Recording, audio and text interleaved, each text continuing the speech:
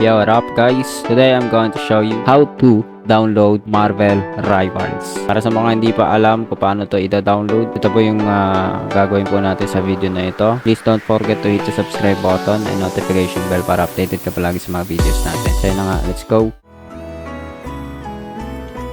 Welcome to Pixel Guide PH.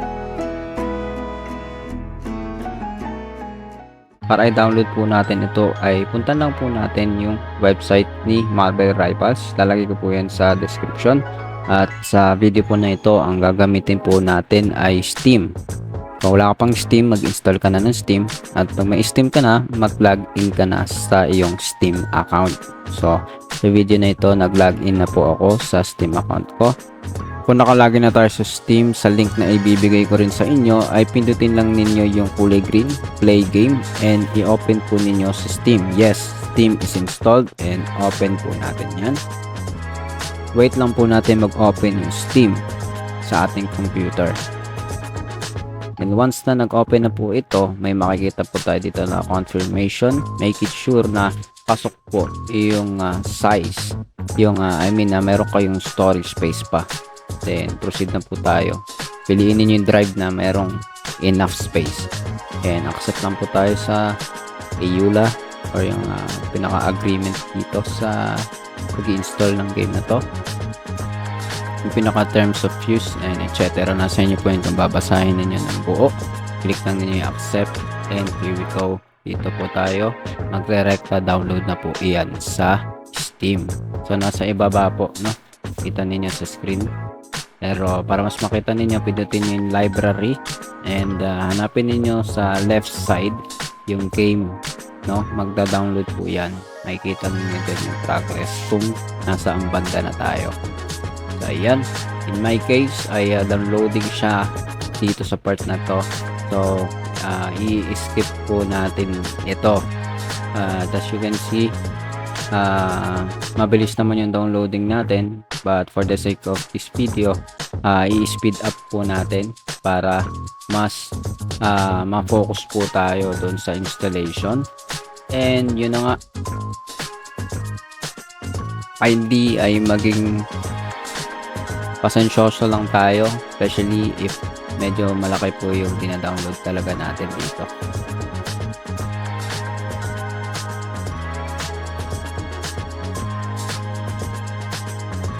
So once po na matapos na, mag-finish na, makomplete na yung download, ay lalabas na po dito. Ganito na po yung makikita ninyo. Meron na po tayo makikita ng kulay green na play button. Wala na po tayo problema dyan. Pindutin lang ninyo yung play na yan. Yan. You heard it right, yung kulay green. So yan, mag-open na po ang game. Wait lang po natin mag-load. It will take some time. Especially, this is the first time na i-run po natin yung laro. So, ayan. Wait lang po tayo. So, maaring dalawang beses po kayo mag-yes doon, no? Parang pag nagra-run as administrator, meron pong question, yes or no. Ayan. Launch na natin.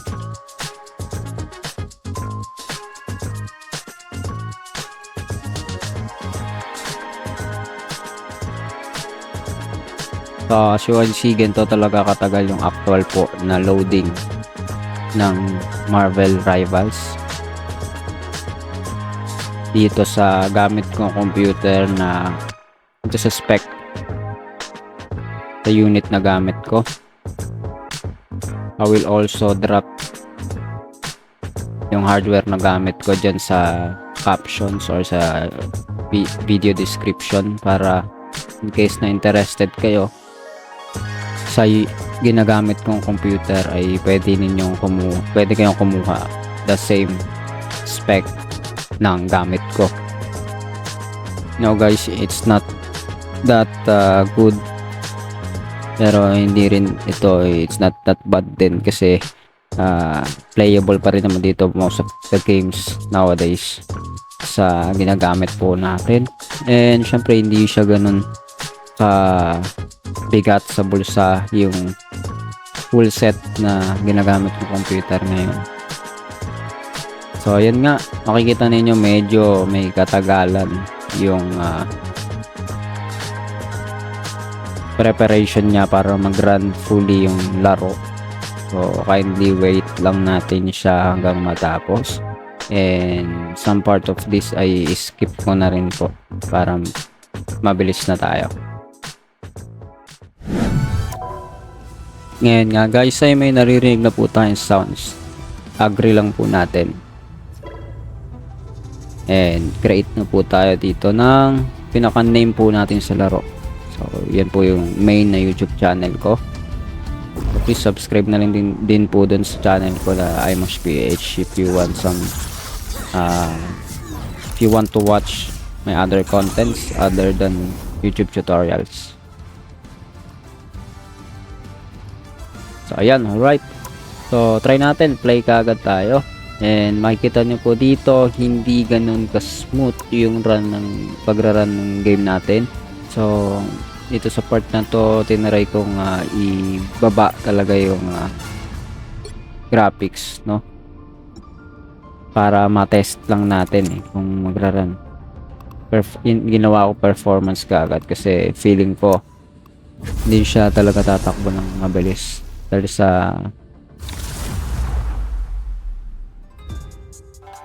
sa interface pa lang, sa bungad pa lang, yun na kagad medyo hindi na smooth. So sa game mismo makikita po ninyo dito yung medyo pagkalag, pero hindi naman din ganun kasama. Pero sa part na to, para sa akin hindi ko siya matatawag na playable pa. Pero panoodin lang ninyo itong part na to kasi later ay i-set up pa natin yung settings ng mas magra-run siya ng smoother kaysa dito sa part na to. So panoodin nyo lang muna, play lang natin tong gameplay na to until umabot dun sa babaguhin natin ulit yung settings.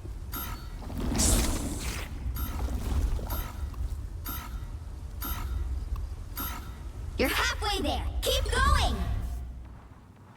Where's the timeline where we all just go down to the bodega for a sandwich?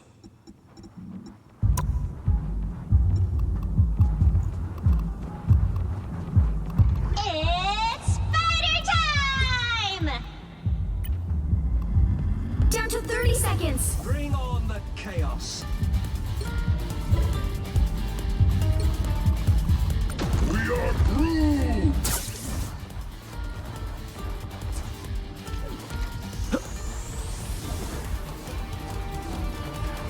Get that vehicle moving again.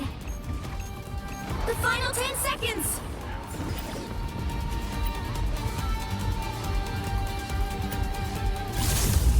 You'll have to keep fighting until we have a winner.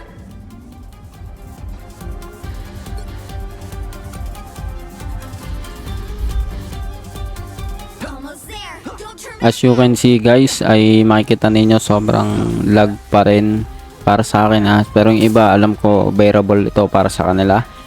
They can play games at this rate, pero ako hindi ko medyo ma-enjoy yung ganito. So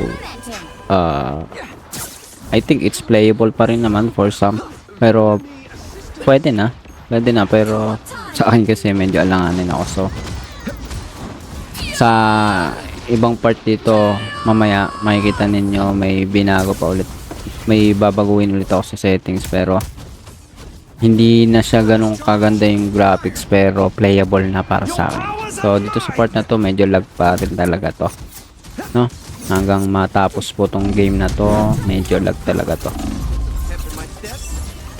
Pero i-take note ninyo, i-consider ninyo, nagre-record po sa OBS ngayon. So I'm recording now at 1080p, no? So medyo mataas po yung resolution natin ng recording. Medyo bibilis pa to kapag hindi ako nagre-record ng game. So usually naglalaro lang naman tayo, 'di ba? Di tayo nagre-record or nag-stream. So may minus po yun, nagre-reduce yung FPS. So yan, natapos yung unang game. Susunod na game guys, eto po. Yan, medyo may binago na rin ulit tayo dito. And as you can see, much smoother na po ito. Mas smoother na yung gameplay natin dito. Kaya lang medyo may mga konting details na nawala. Hindi ganun ka high graphics na yung dating. Pero at least playable. Medyo mataas na rin kasi talaga ng laro na to. No? And bagong labas lang siya kaya hindi ganun ka well trained yung ano natin. No? Hindi ganun ka handa. Hindi prepared yung hardware natin for this kind of game. Especially hindi pa to Battle starts in ah 4, 3, tawag dito. Hindi pa siya 1. modified ba yung tawag doon? Hindi pa siya Destination. basta hindi pa siya configured kasi pag bago pa lang yung laro, 'di ba? Hindi pa siya ganung nakakapag-adjust sa mga maraming device, no? Nag-a-adapt pa yan. Nalimutan ko yung term, sorry. Comment nyo na lang sa comment section kung naalala niyo. Parang mga ML lang, no? Hindi naman ganun kataasan yung laro, pero may mga device na lag kahit ang taas na ng specs ng cellphone nila. Kasi yun yung ano, hindi siya yun yung nalimutan kong term. Pero yan. Hopefully ay nakatulong tong video na ito sa iyo kung paano mag-download ng Marvel Rivals, mag-install, and syempre yung You're halfway there. Keep going. counting configuration na rin para ma-run natin yung laro, especially kung hindi ganun ka solid yung spec ng ating computer, or sabi natin medyo low end yung computer natin. So ayan, please don't forget to hit the subscribe button and notification bell para updated ka palagi sa mga videos po natin na parating. See ya ulit sa susunod na video.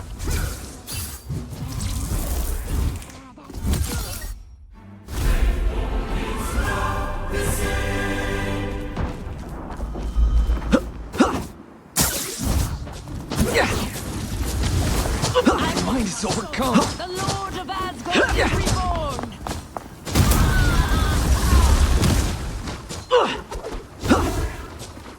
I want your soul!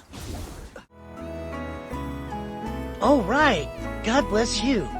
Watch my other video, subscribe for more, or visit my other channel.